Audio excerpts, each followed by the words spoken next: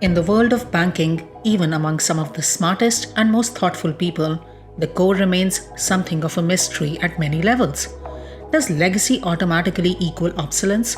When is the right time to update functionality? And update to what exactly? The questions go on, and the banking lives of countless consumers depend on the right answers.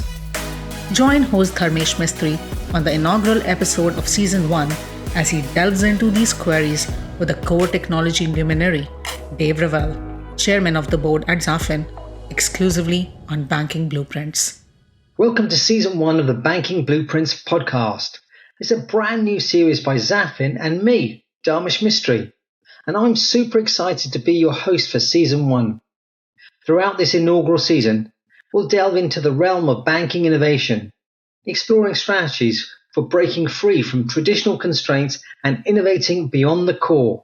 Now, as I clearly don't know everything, and although I've been around a long time in banking, I'm calling upon the experts to join me this time. And this week I have Dave Revell, who not only is the chairman of Zafin, but has a long history with banks. And I'm going to let him introduce himself because he does a better job of that than I would do. So welcome, Dave. Well, good morning, Dharmesh, and thank you for having me here today. As you mentioned, I'm currently chairman of the board of Zafin. I'm also a director on a number of other financial services companies and fintechs. Prior to that, I was the global chief information officer for CIBC for about a decade. I had 15 years before that as the head of application development, strategy, architecture, business reengineering at Bank of Montreal. And as a kid coming out of school, I spent the first decade with IBM in a variety of sales, consulting, and marketing roles. I mean, you have similar kind of background to me, where you've kind of been on the bank side as well as on the vendor side. So it's a good breadth to have, right? Yeah, I've enjoyed it, and I guess the other thing that I've been involved in for probably the last 10 to 15 years, I've been involved with early stage companies. As a startup, I'm an angel investor, so I sit on boards, I give advice, and I write checks for companies as well, which tends to focus the mind a lot when you're looking at new ventures that you might get involved in. Well, I wish I'd met you a long time ago because I've been through a few startups myself, and I promised my wife after selling the last one, I'm not going to do any more. So don't worry, I won't be tapping you up for some cash. But no great to have you on the show. Great to have you on the show. And glad to be here. This week, what we really want to delve into is we hear a lot of chat about, banks are being held back by their core. What is the problem here? I mean, really, when I look at some of the things that banks are doing, they're not really innovating products. The core actually works. It's been there. Does it need to be changed at all? I mean, from your perspective, Dave, you've been inside these banks. What is the problem with their core? I guess that's a great question, actually. And I've lived with this through two different banks over 25 years, and I've seen the evolution of the cores. And as you mentioned, the thing about the old core systems, the legacy systems at many large banks, is they work. They've been there for a long time. They're effective. They've been tuned, and they run pretty efficiently over time. And they basically work to serve the business needs. The challenge increasingly is, I think there's a number of issues, but for me, it really boils down to two. And I think the first and major one is a question of agility. And agility would be both time to market and cost to get to market. So for a typical large bank, the time from having an idea for a new product to actually getting it launched and delivered, you're probably looking at, best case, maybe 12 months, probably more accurately 12 to 18 months to bring something to market. And part of that is a factor of the huge complexity that's built up over years with these systems, plus the fact that they are very difficult to work with. Which leads into the next item, which is around skills. So increasingly, it's extremely difficult to get people that are trained that can actually work on the bank's legacy systems. They're not training kids out of school on the type of technology that legacy systems are written in. And yes, you can train people, but it's not really considered an attractive path. If you're a new engineering or computer science grad and you're coming out of school, the type of skills you would need to do to work on the legacy system are not typically something that you would want to be getting up to speed on and putting on your resume. And in fact, the people that could train you on that at the bank that have been around for multiple decades and understand both the technology but also the complexities of how it's written is rapidly diminishing. They're pretty much all on the retirement corridor. Many of them have happily retired. Lots of them have happily retired and are now consulting back to the organizations because the skills are needed, but it's becoming increasingly difficult to get the skills that are required to keep the systems up to date. So other reasons as well, but for me, the two big ones, as I said, are agility, which is time and cost to market, and the skills to maintain and to build on those old systems. Yeah, let's just, I get that, and I've heard that a fair bit, but let's not take it for, at that level. Let's delve a little bit deeper. When we think about the time and agility, right? I don't see banks innovating on a very rapid basis. It's not like they're bringing out brand new products, very regularly. In fact, if I think about it, the last time I saw a really innovative product, maybe was the offset mortgage. Some might argue buy now, pay later has become the latest, but there's a 20-year gap between the two. So everything else in between could be really just a rate change or some basic terms and conditions. Is time and agility really that important that, they're not able to change their systems in time? Yeah, well, take the issues you just spoke about there. Even things like simple rate changes and minor changes to the products that are not considered dramatically innovative in terms of something new out to the market, they still take a lot of time. They take a lot of time to do because the complexity of these systems, you could have hundreds of interfaces that have been built up over the years, all of which need to be individually tested. They need to be coded, they need to be tested. So the time, you'd be quite shocked at the time that it would take to do things like quote unquote simple rate changes and things for products. And that would apply more than just rate changes. It would apply to an increasing number of regulatory demands that are coming out that also require tweaks and changes to your product systems. So, my view is that it's not just coming out with a new creative product. It's the bread and butter, the basic products you have to do are still overly long and overly expensive to go and bring to market. I think a penny just dropped for me. It's not, and I think, if I'm paraphrasing you or putting words in your mouth, just say so, right? As long as the words are better, feel free to put as many as you'd like. I think the penny is that it's not about how long the change takes. It's how quickly you can test those systems and deploy that update.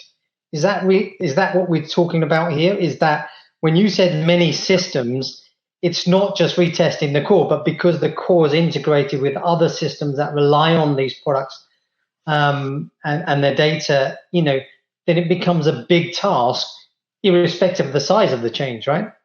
That's absolutely true. And you think about these old legacy systems, even the words we use, legacy system, makes you think of kind of a single monolithic system. But in fact, what's happened over years and over decades, these things have continued to grow, and there's kind of a spaghetti nest of systems that are connected into it that have been added on. So when we talk about the core is really a very complex series of systems put together, and again, hundreds of interfaces into other different systems that have built up over time that all need to be tested. So if I took the example of a modern, newly architected core system, what it would take to do a rate change is oftentimes IT wouldn't even need to be involved. It's basically the business could sit down and on a screen, being able to go and choose and change the parameters and get that out to market very, very quickly without technology really being involved. An old legacy system, because of the things we just spoke about, have all the testing requirements, have all the work that has to happen. So it's months and months and months worth of work. And if you think about the environment that we're in right now, you think of what's happened with interest rates in the past year or so. So for me, that would be something that banks have had to struggle with a lot, a rapid change in interest rates in terms of how do you meet customer demands, how do you change your products. And those banks that have had to rely on changing their legacy systems have been very slow to being able to respond to that, both to meet customer needs or also to try to address just basic profitability of how the bank does business. So it's a real inhibitor. Yeah, I mean, so I get this now is that the time factor is a combination of two things in effect, really. One is the fact that the core is a monolithic application. So even though there might be a small piece of code that really handles, let's say, a rate change, it's part of this overall suite that does everything, from onboarding the client, creating the account, operating the account, applying the charges, producing the statement, etc. Now, those bits may not have been touched, but because you're deploying all of that code again with this small change in it, it all needs to be retested, right? And Absolutely. And you have millions of customers that are relying upon this. So if I could put on my old CIO hat for a minute, the thing you hate as a CIO when you're involved in changes like this is, although there's many factors that are involved in launching a new product, there's the business needs to be involved, there's a variety of other things. But when you look at IT, the thing I always hated as a CIO is when we're the long pole in the tent, when the time frame to get something delivered has this big bulge in the middle, which is we're waiting on IT. We're waiting on IT to code, we're waiting on IT to test, and it's never a situation you really want to be in as a CIO. Yeah, I love that analogy of the long pole in the tent.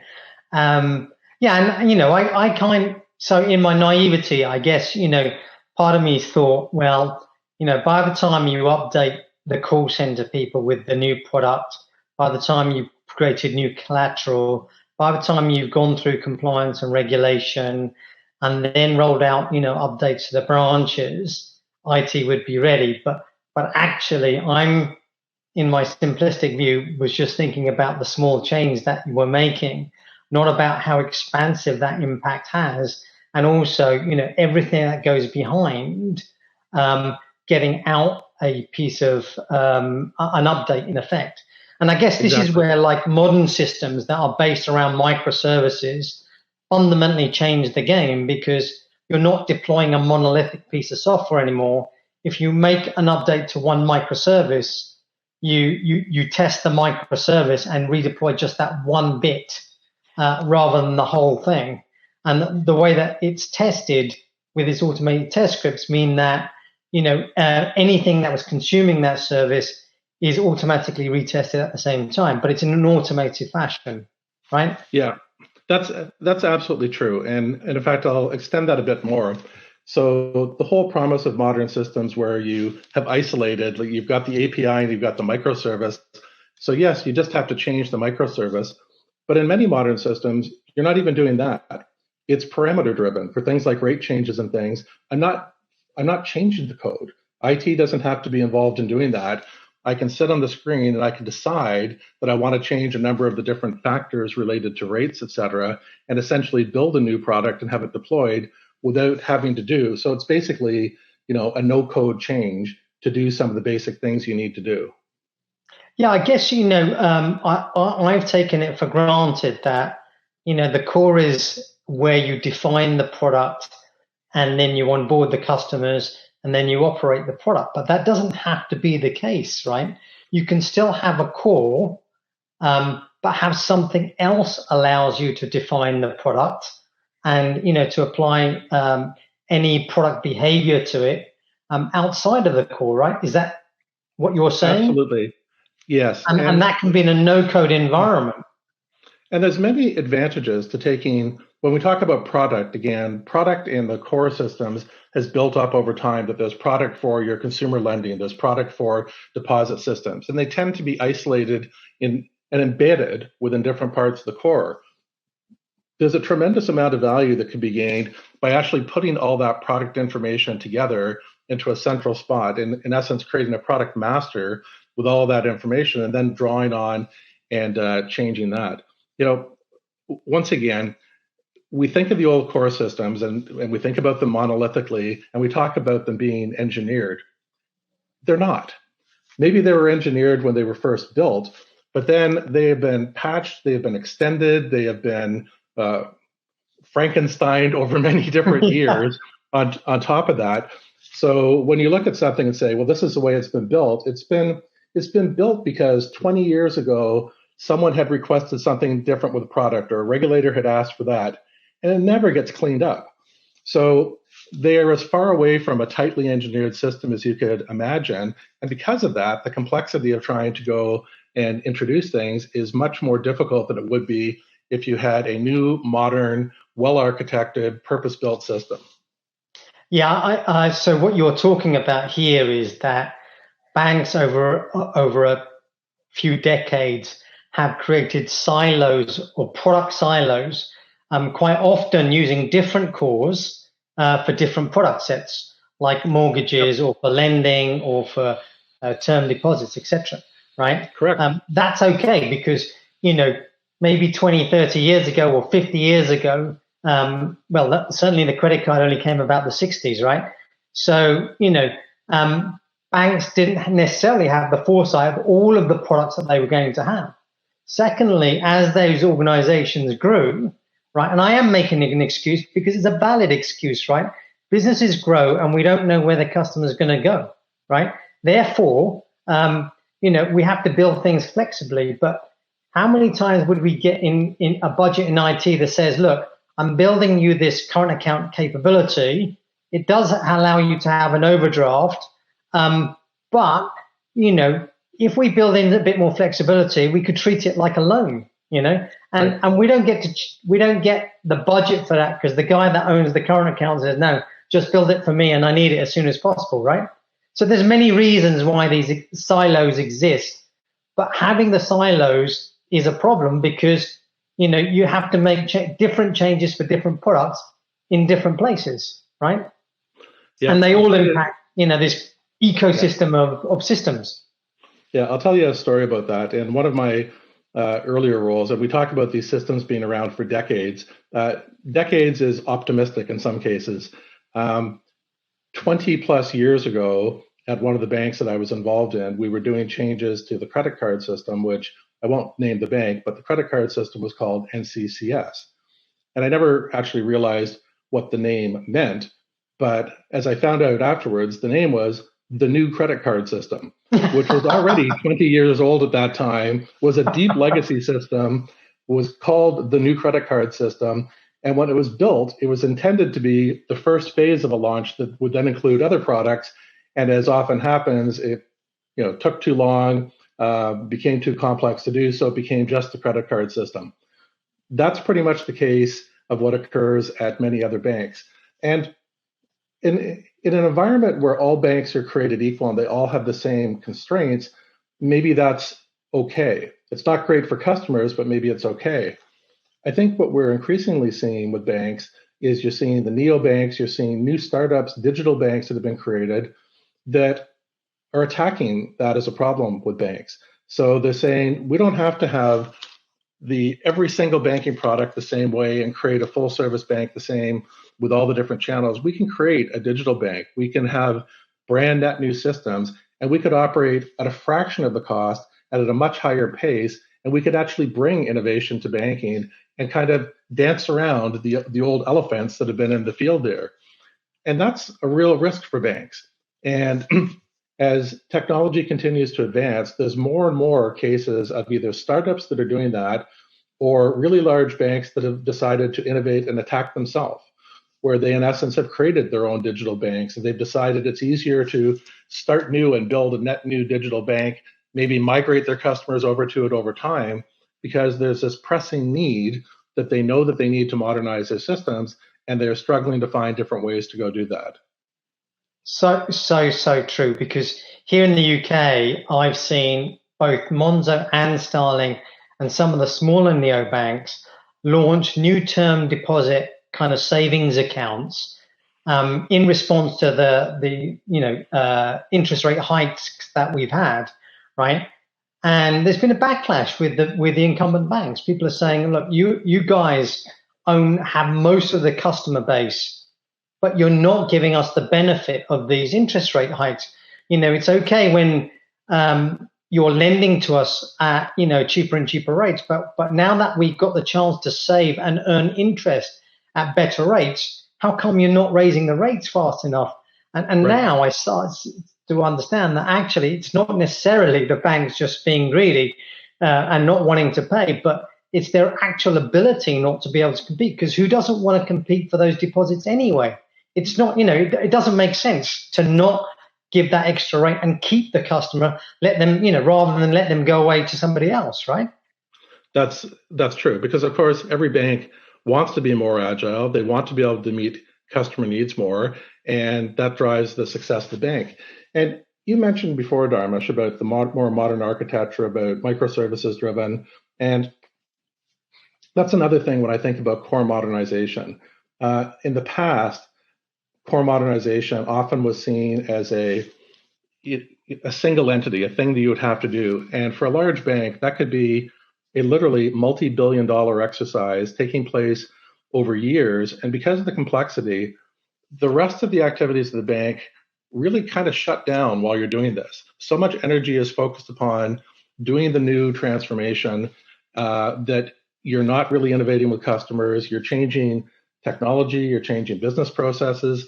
And I think what's happened now is that the technology has advanced to the stage that what we're seeing much more of is really an incremental approach to modernization, which means I don't have to rip and replace everything all at once. I can take those old core systems, I can skinny them down, I can externalize some parts of it. And externalize means take them out, put them into a modern architecture, separated but connected back into the old systems.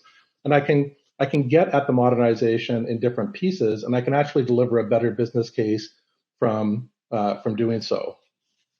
Well, so what you're actually saying, and again, is that there's things like being able to launch new products. People deem that to be a core activity, but actually you could externalize that, keep your old core, but now start by using a third-party component, start to launch new products faster without going through the full expense of replacing your core. Is that what you're saying? That is what I'm saying. So I'll do a paid commercial announcement here for Zafin, because it's actually one of the things that Zafin does extremely well. Zafin is in the business of kind of product and pricing platform. What you can do is you can actually take that product and pricing, you can take them out of the different core systems, create a single product master, and basically have externalized that into a modern, flexible architecture. And you could have all the benefits on the product side of the business of being able to go and define your new products, bring them to market quickly, and actually get a business case while you're continuing to do the other heavy lifting about, changing the rest of the core systems along with it. And in fact, you also have the ability to, if you have decided on a new core system, you can connect to both the old core system and the new core and do them both at the same time as you're doing the migration. So there are techniques that are available now to make it simpler and also to reduce the risk. Like a rip and replace is a very risky operation. Doing something more incremental where I can take it in stages and also see some business benefit of doing it is very attractive compared to what the alternatives were even 10 years ago. Yeah, I mean, look, I don't want to join the bandwagon of promoting your products, but right, of course. but what I have seen in the last decade or so is that things that were in the core inherently have now got so specialized that it makes sense now to replace those bits of functionality with something that is just dedicated to that thing. And specifically, I think of things like credit scoring and anti-money laundering, fraud detection, security. A lot of these things were packed into core at a time when, the complexity behind AML processing wasn't that great. But now with new data sources and, new kind of AI-driven kind of algorithms checking the data, these specialisms are far better than what was originally created in the core. So what I'm starting to see now is banks, what we call, I think you called it skinnying up the bank core, right? Here, I've heard the term hollowing out the core, right? Yep. So it naturally is doing less and less and less while these specialized components are taking over and doing a better job of what the core used to do. Yeah, and Dharmesh, that's a very valid strategy that a number of global banks are doing. Like rather than trying to approach saying, I'm going to completely change the core, they do what you're describing. You're hollowing out. You take the core and you reduce it back to the basic components of really what it was intended to be, and you externalize some of the different functions along with it. You wrap it with APIs, you create microservices on the outside. So you wind up with a much smaller, in your term, a hollowed out core, a much smaller but still very effective, and in some cases quite efficient core with many of the other systems that have been externalized and modernized, and give both the employees and the customers that flexibility to market you need, and again, while reducing the risk of doing a complete rip and replace of the system. So that's a very valid strategy. I would say most banks have probably gone some way down the road on that strategy, even if they are considering at some point doing a complete changeover of the new core. That's often the first path that you would take, is to hollow it out, externalize some things, and simplify the systems you already have. Great. Okay, so at the beginning you said there were two main problems. I think we've kind of discussed agility and the cost side of it. The other point was really about the skill set. Now, look, I get it. You know, even when I was at Lloyd's, our core was actually written in assembly language, right? Right. And yeah, I dare say there aren't going to be too many people that really want to start to mess around with the assembly code itself, or that too many people that have that specific skill set. But actually, a lot of the banks are running on COBOL. And again, I know it's deemed to be a legacy language, but A, it works.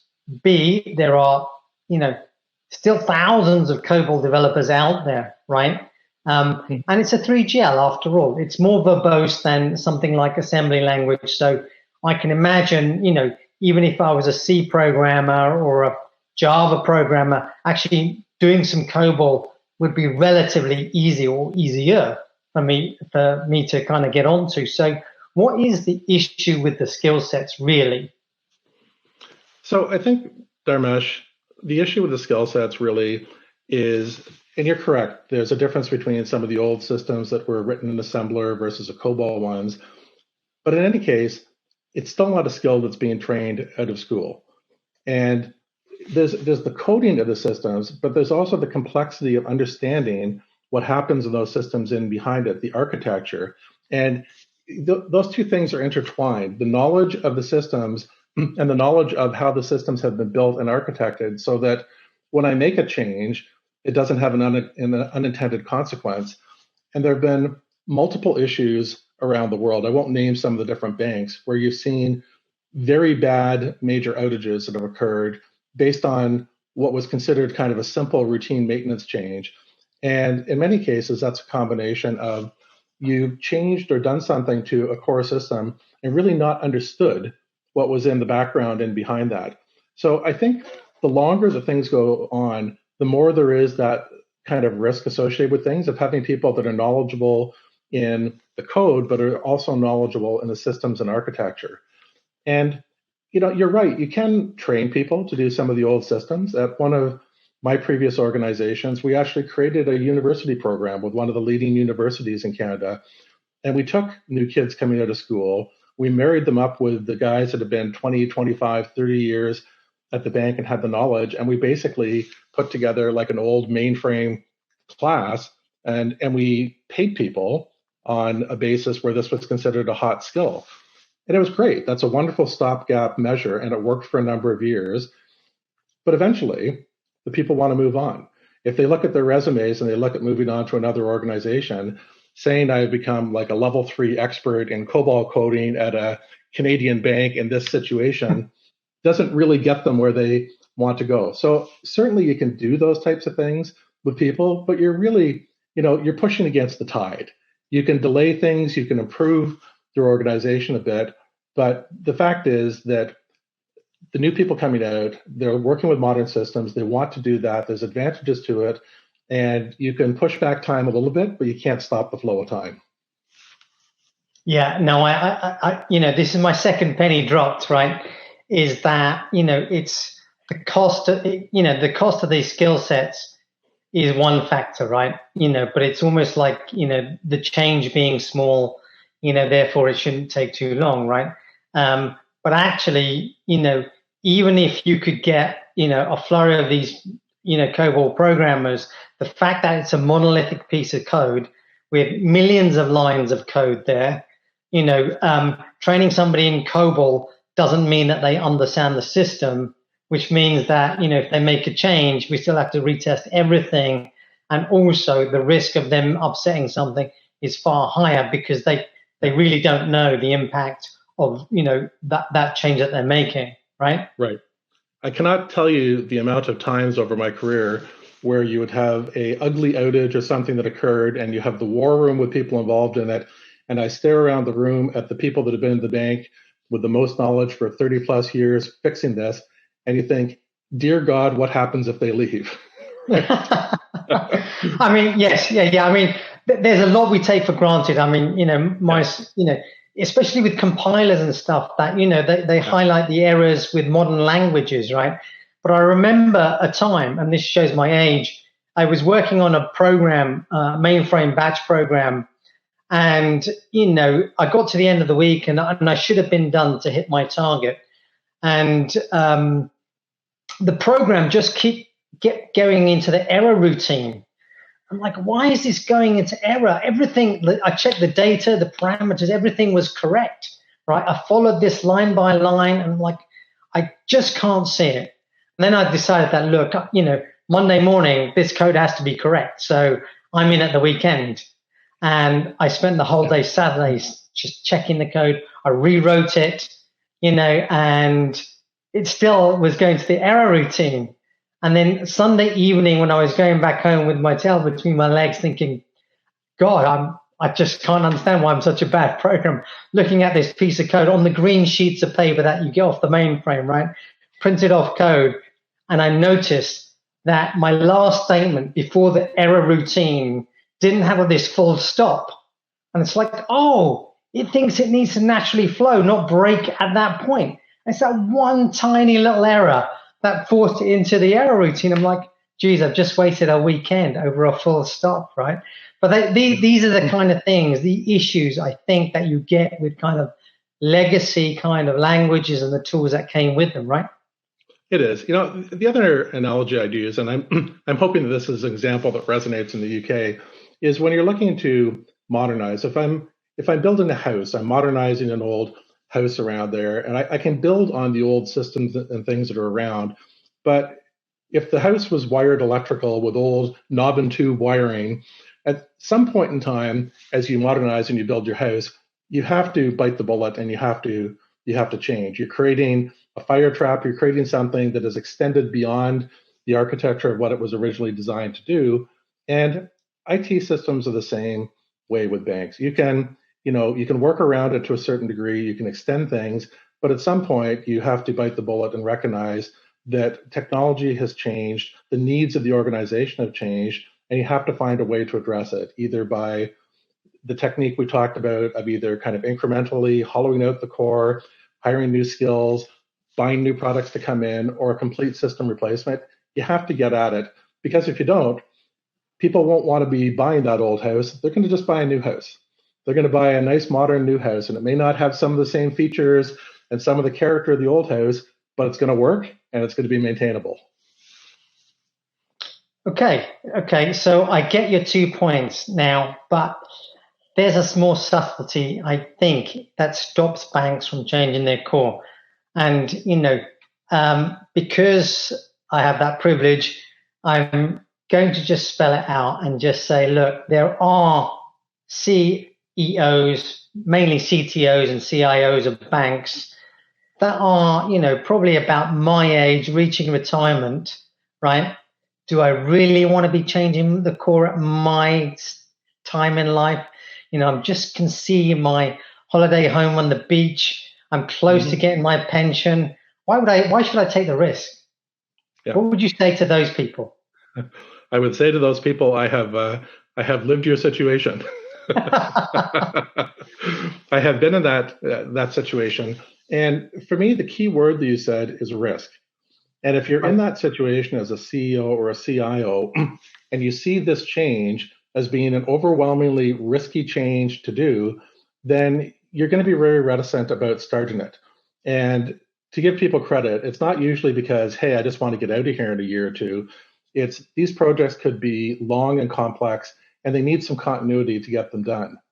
I think what's changing these days and why we're seeing more banks embracing this is that the modern systems and the techniques we talked about an incremental approach to modernization and the hollowing out, they're actually reducing risk. So you can say, look, if I'm in the C-suite, either a CIO or a CEO, my responsibility is to the organization. And if I can help move the organization forward and do it in a manner that isn't taking on a crazy amount of risk, and I could do it in an incremental fashion, why would I not want to do that regardless of where I am in my career? So I think that the new changes, the new approaches that we can have with technology, an incremental approach, change that equation because they actually make it less risky to go ahead and do the modernization, and it allows you to attack it in pieces and begin seeing a business return for it as you do those pieces. So for me, I think that would be the answer I'd have to your question. Fantastic. Is there, I think you're spot on with the risk side of things. Is there any other advice that you'd give to a CTO or a CIO that's deliberating or sitting on the edge about, thinking what they need to do with their core? Yeah. Whilst they've got the business sitting there going, well, look, I just want my new product out quickly. Yeah. Dharmesh, in my role now, I knew a lot about banks as I worked within the organization of a couple of organizations over the last 25 years. In my current role, acting as a corporate director and an advisor to many organizations, I actually see dozens of large banks around the world. And I can tell you, I would be hard-pressed to name a single one that isn't thinking about this issue. They're either thinking about it and planning for how to do it, or they're at some stage along the path of doing it.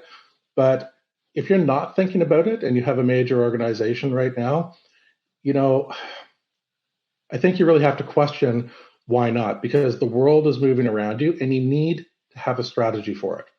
The strategy doesn't have to be the same with every organization, but if you don't have a strategy for how you're going to modernize, how you're going to meet the evolving set of customer needs, how you're going to respond to the new competitors, and how you're going to change the cost curve of your business, if you don't have a strategy around that, are you really doing your job? Fantastic. Look, Dave, it's clear that you've got a wealth of experience. Thank you for sharing that with us. Thank you for helping me and the audience to understand what really are the challenges. You summarized them as two main things as, agility and cost.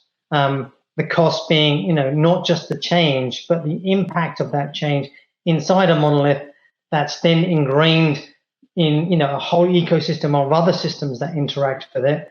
And the second being the skill set issue. I now also understand that, it's not about learning that skill set, but the impact of that change on this monolithic piece of code again. So appreciate that. And also see that, risk is a massive factor, but there is a different way of doing this other than just trying to do a wholesale replacement of your core. I really appreciate your input on this, and it's been great talking to you. Thank you, Dharmesh, and well summarized. Thank you for that. It's been a pleasure talking to you today. Thank you for tuning into Banking Blueprints. We invite you to stay tuned for future episodes. On behalf of our Season 1 host, Dharmesh Mistry, and the team here at Zafin, we're glad you're here. Thanks again. We'll see you soon.